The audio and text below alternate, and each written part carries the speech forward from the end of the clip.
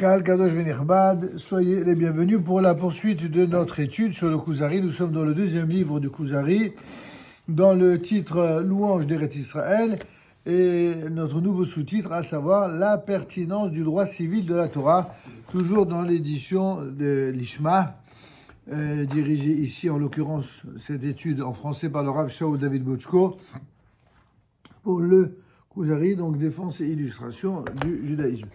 Ces parties choisies sont d'autant plus intéressantes que, grâce au Rav Bochko, il y a ici une réflexion qui est bien sûr fondée sur le Kuzari, sur les passages qui sont cités, mais avec une pertinence dans l'argumentaire pour mieux comprendre précisément de quelle manière tirer les leçons de cet enseignement du Kuzari, avec chaque thème qui est vraiment en soi une source d'approfondissement et d'intérêt majeur qu'on essaye ensemble d'étudier et de débattre.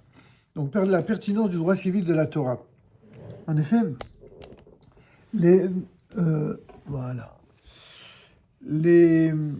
lois de la Torah concernant le fonctionnement de la société n'ont cours en vérité qu'en Eretz Israël, puisque, comme vous le savez, quand on est en dehors d'Eretz Israël, Dina de Malchuta Dina, la loi du pays dans lequel on vit, c'est la loi du pays. C'est pour cela que de ce point de vue-là, il n'y a pas plus légaliste et plus légitimiste et loyal qu'un juif de Torah lorsqu'il vit en dehors d'Eretz Israël.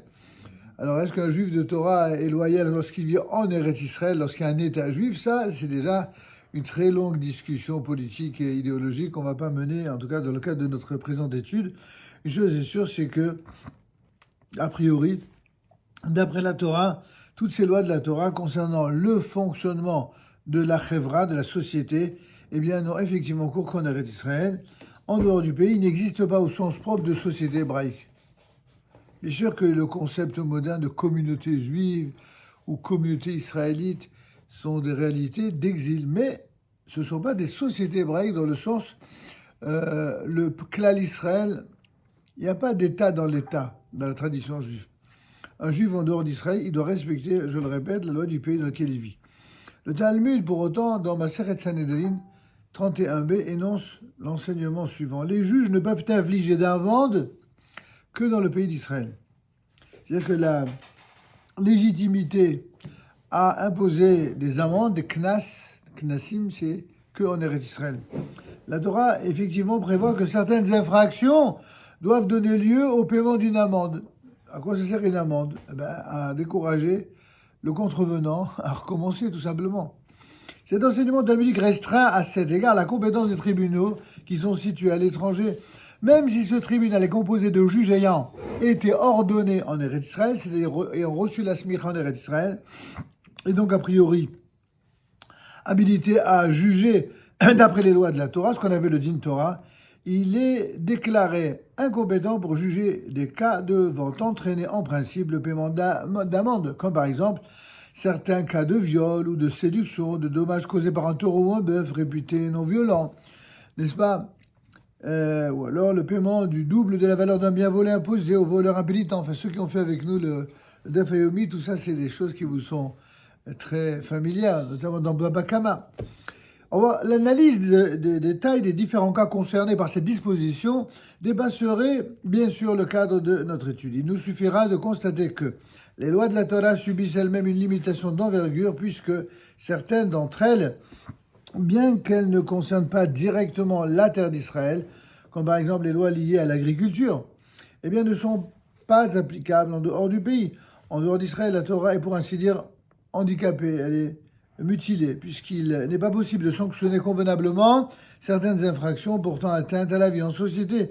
Tout se passe comme si, en dehors du pays, la Torah se trouvait mutilée de sa dimension collective et qu'il ne resterait que ce qui concerne le droit personnel. Regardez les synagogues. Les synagogues, à chaque fois qu'un rabbin est sérieux et qu'il veut veiller à ce que des règles collectives soient respectées, eh bien, il se met tout le monde à dos. En tout cas, tous ceux qui n'étudient pas la Torah. Parce qu'il s'imagine que c'est lui qui veut faire sa loi, au lieu de comprendre que c'est la Torah qui recommande de respecter telle ou telle règle, justement à caractère collectif, pour une éducation collective. Si au lieu de cela, Chacun, par pression, par lucre, par mille et une raisons qui font que quelqu'un se croit légitime, autorisé à infliger sa loi à lui, contrairement à ce que la Torah nous exige, eh bien, ça donne malheureusement certaines communautés handicapées de l'exil où finalement, c'est pas la Torah qui a le dernier mot. Dans ces communautés-là, c'est pas le Rav qui est censé faire respecter la loi de la Torah, c'est justement les groupes de pression, comme ça se passe d'ailleurs dans le mode politique, dans les autres dimensions du peuple juif. Oui. Non, ça a été écrit quand même, la Gemara et tout ça, qui a été écrit en Angola,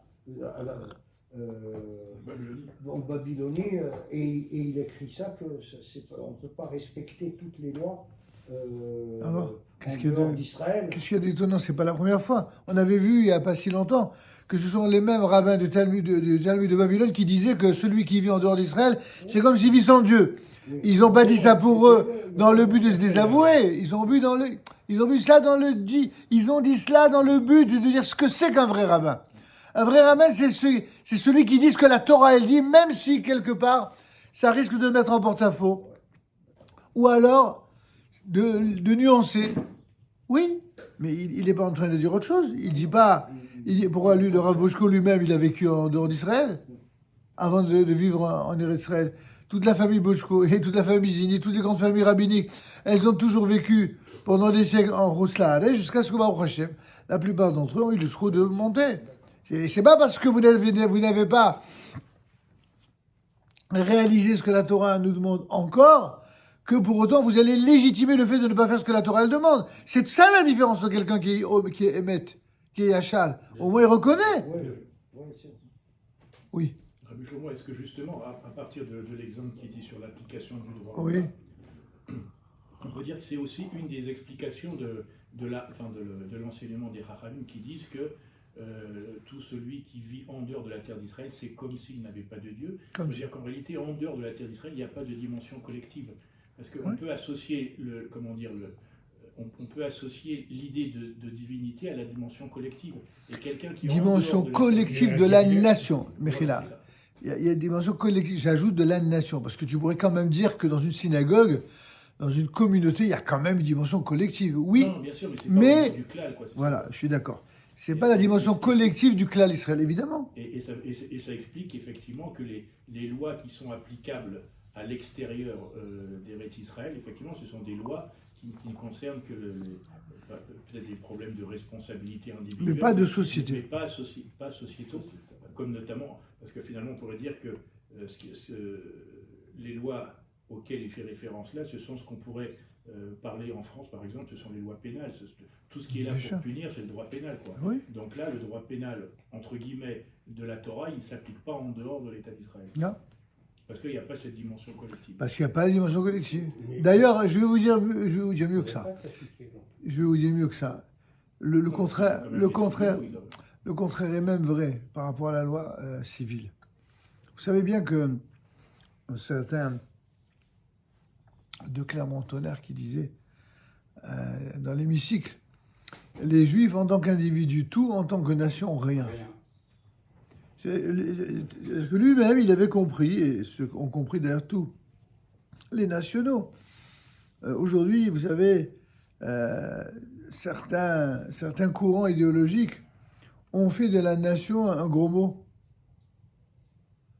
Comme si la seule chose qui ait une valeur, c'est le mondialisme, c'est l'ensemble des peuples et des nations lorsque elles se considèrent en tant que citoyens du monde, mais pas en tant que nation. C'est tout le paradoxe de ceux qui crachent en l'air et que le crachat retombe sur eux. D'un côté, ils se prétendent être une nation et en même temps, ils enseignent la détestation de la nation. La Torah n'a pas ce problème. La Torah, non seulement, elle respecte sa propre nation en terre d'Israël, mais elle respecte aussi les autres nations. On n'a pas de mépris ou de haine vis-à-vis des nations.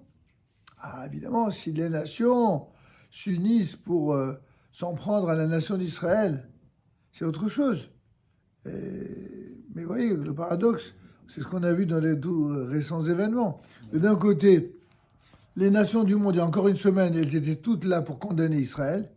Et bien, il a suffi que Les nations du monde tremblent autant, Combien de sinon temps plus encore, qu'Israël, à la suite de l'agression de l'Iran, tout d'un coup, ils sont tous prêts Oui, mais, à être unis autour de. mais en même temps, ils disent qu'Israël, il faut qu'il fasse attention. Oui, bien à sûr. modérer sa réaction. Il faut qu'il modère ses Il reçoit réactions. 300 On connaît missiles, par cœur. On Ah. connaît. Oui. Excusez-moi, peut-on dire que. Est-ce que c'est un abus de langage de dire qu'à la différence du christianisme, le judaïsme est une religion politique? Dans la mesure où, justement, pour reprendre les mots du Rav Boshko, cela concerne également le fonctionnement de la société, au sens étymologique du terme. Je comprends votre question, mais ce qui me gêne, non, ce qui me gêne de votre question, c'est que vous feriez du judaïsme une sorte d'exception dans le fait qu'il incarnerait une dimension politique. De mon point de vue, toutes les religions sont politiques. C'est une. À César ce qui est à César et à... Non, mais c'est une naïveté de prétendre ça. C'est-à-dire que quand ils ont dit donner à Dieu ce qui appartient à Dieu, à César ce qui appartient à César, c'est une autre attitude politique. Ça veut dire si tu veux te parler de Dieu et du ciel, alors Dieu qui est au ciel, surtout restez-y. Ça veut dire te mêle pas de politique. Ça a donné d'ailleurs en France la séparation de l'Église et de l'État. C'est une manière de. Mais je répète. Le fait de dire on sépare l'Église et de l'État, ce qui évidemment ne nous dérange pas du tout, sinon nous les Juifs, on n'aurait même pas droit d'existence. Il n'en reste pas moins vrai que non seulement c'est éminemment politique de la part de ceux qui ainsi se sont débarrassés de tous les représentants de l'Église qui entendaient justement affirmer leur position politique. Les religions, je le dis, je le répète et je le réaffirme, ont toujours été politiques. C'est juste que, dans l'histoire, eh bien, on a politiquement décidé que les religions, elles devaient être mises out of order, ou alors être hors course, justement, de la même manière que, par exemple, la gauche a décidé que lorsque la droite remporte les élections, eh bien, que même lorsqu'elle remporte les élections, elle est hors course. C'est-à-dire qu'ils demandent démocratie à démocratie. Quand la démocratie, elle parle, mais que ça ne leur plaît pas, alors c'est tellement facile. C'est-à-dire que la seule manière de faire fermer la bouche à ceux qu'on n'a pas envie de voir au pouvoir, c'est de leur dire, eux, ils ne doivent pas se mêler de politique. Alors une fois, c'est les chrétiens, c'était le cas entre la séparation de l'Église et de l'État en France. Une autre fois, eh ben, c'est exactement ce que la gauche a voulu faire, aussi bien avec les gens de droite que les religieux. Et ce que je veux dire, c'est que régulièrement dans l'histoire, la fameuse loi de La Fontaine qui dit c'est la loi du plus fort qui est toujours la meilleure, elle se réinvente une manière de s'exprimer, mais c'est toujours le même principe. C'est qu'en fait, ils veulent considérer que celui qui a le pouvoir, c'est lui qui a la légitimité. Mais celui qui n'a pas le pouvoir, s'il est contraire à nos idées, alors c'est très bien qu'il reste là où il est, qu'il ne se mêle pas de politique, mais si par malheur, il a de la légitimité, s'il a le pouvoir, et Caviarol, s'il a même le pouvoir démocratiquement, alors on sera prêt, ils seront prêts à désavouer même la démocratie lorsqu'elle donne le pouvoir à des gens qu'ils jugent non valables. C'est la dictature déguisée. D'accord, mais ça, ce sont des combinaisons humaines. Moi, je vous parle de les lois que la Torah nous donne régissent directement la cité. Alors que dans l'Église, ce sont des lois qui ne régissent que l'Église, et les lois qui régissent la société sont édictées par une assemblée nationale, par un groupe d'individus. Mais je le répète, vous dites ça aujourd'hui en 2024, mais je vous signale que à l'époque du cardinal Richelieu, l'Église a été éminemment politique dans l'État, hein, bon Dieu. Alors c'est ce que je vous dis. C'est pour ça que je vous dis, c'est pas propre au judaïsme ou à la Torah. Pour la Torah, c'est une évidence que la Torah est politique. C'est une évidence. Il n'y a que ceux qui ont voulu prendre le modèle et l'exemple sur la séparation de l'Église et de l'État pour faire fermer la bouche à ceux qui voudraient que l'État d'Israël soit un État juif, tout simplement. Mais c'est pas, pour nous, c'est pas un gros mot, ni la nation, ni la Torah. Simplement, il y a des gens, ils veulent de la nation sans de la Torah, il y en a qui veulent de la Torah sans la nation. ou alors ils veulent faire un amalgame entre les deux en faisant comme si la notion de nation était une notion étrangère. Or tout ça est faux. La Torah, c'est à la fois la parole divine, à la fois la parole de la nation, à la fois, évidemment, l'âme de la Torah qui s'exprime à travers ses lettres, à travers ses règles. Et vous avez raison de dire qu'effectivement, la loi de la Torah, elle a une dimension sociétale qu'en Eretz Israël. La dimension qui existe en dehors d'Israël, c'est une Torah d'exil. C'est ce que on ne cesse de dire depuis au moins 30 ans déjà, et bien avant moi, nos maîtres et nos pères. C'est que tous les juifs dits religieux, même orthodoxes, ils ont une Torah d'exil pour cette raison-là. Sauf parmi eux, ceux qui sont des vrais Talmidei Chachamim. Et il y en a, Baruch Hashem. Les vrais Talmidei Chachamim, ils ont conservé une dimension de Torah d'Israël avec la conscience de ce que, effectivement, il y a des dimensions de la Torah qui ne peuvent être vécues qu'en Eretz Israël. Ça, tous les grands Chachamim, qui soient de telle ou telle tendance, sont d'accord là-dessus. Il n'y a que les idéologues qui perdent leur temps à discuter. Ok. En tout cas, continuons si vous voulez bien. L'analyse de détail des différents cas concernés par ces dispositions dépasserait bien sûr le cadre de notre étude. Il nous suffira de constater que les lois de la Torah subissent elles-mêmes une limitation d'envergure, puisque certaines d'entre elles, bien qu'elles ne concernent pas directement la terre d'Israël, par exemple l'agriculture, on pourrait très bien imaginer que l'agriculture soit des lois qui s'appliquent à toute terre agricole, cultivée. En France, en Dordogne, je ne sais où. Or, ce n'est pas le cas. Elles ne sont pas applicables en dehors du pays. Elles sont applicables qu'en Eretz Israël. En dehors d'Israël, la Torah, et on s'est arrêté là, la Torah est pour ainsi dire handicapée, puisque il n'est pas possible de sanctionner convenablement certaines infractions portant atteinte à la vie en société. D'accord ? Tout se passe comme si en dehors du pays, la Torah se trouvait mutilée de sa dimension collective et qu'il ne resterait que ce qui concerne le droit personnel ou le statut personnel.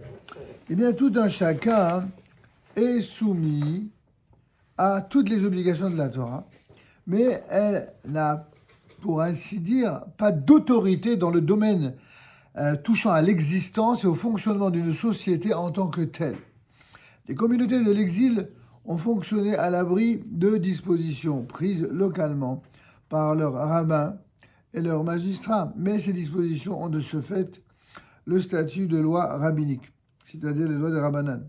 Elles n'ont pas la dignité des lois de la Torah elle-même, c'est-à-dire des Oraïta. D'accord ? Nous allons voir que sur tout ce que nous venons de dire, il va y avoir ici une cinglante critique qui sera exprimée par Rabbi Yehuda Halevi, que nous allons apporter dans un instant. Je rappelle ce que j'ai dit tout à l'heure à la synagogue, à savoir que ce limoud, et je vais le dire pour chacune des parties de notre étude, nous la faisons pour la bonne santé, la révoie chez les mains de notre ami Gilles Shalom Tayeb, chez Ishtar le Koucha Vechol, foi chez les mains. Amen.